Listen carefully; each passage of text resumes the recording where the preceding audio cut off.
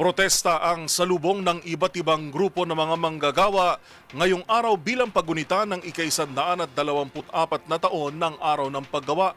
Nagkalat sa Metro Manila ang mga grupo na ipinananawagan ang pagbuwag sa kontraktualisasyon, pagtaas ng sahod at pagtatakda ng National Minimum Wage. Una sa balita, si Kyle Bulyas. Nagtipon-tipon ng iba't ibang grupo ng mga manggagawa para sa kasadong kilos protesta ngayong Labor Day. Sa Maynila, alas 6 pa lamang ng umaga, nakahanda na ang mga miyembro ng Kilosang Mayo 1 at iba pang grupo para magmarcha patungo sa Menjola. Bukod pa ito sa grupo ng mga demonstrador sa bahagi naman ng Welcome Rotonda sa Quezon City na magmamarcha rin kasama ng KMU. Sa bahagi naman ng Parañaque City, mayroong higit 300 mga manggagawa na kasapi ng Workers for People's Liberation ang nagkilos protesta sa bahagi ng Dr. A. Santos Avenue.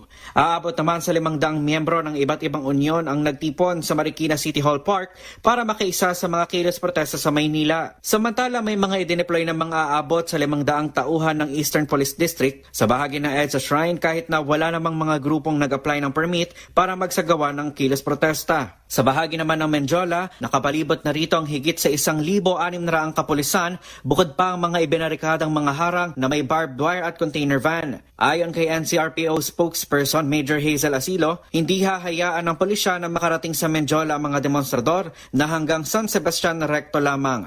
Tiniyak naman ni NCRPO Director Major General Anthony Aberin ang maximum tolerance para maiwasan ang anumang uri ng tensyon.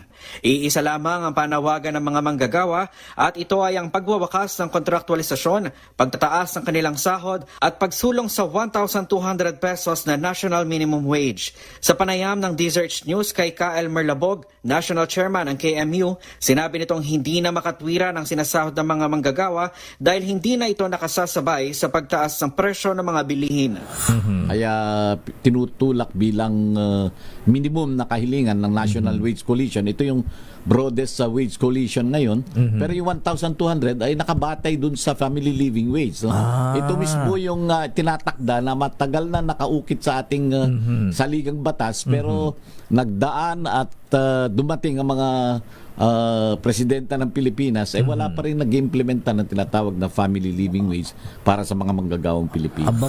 Para sa MBC TV Network News, ito si Kyle Bulyas ng Deezer H. Una sa Pilipinas, una sa Pilipino.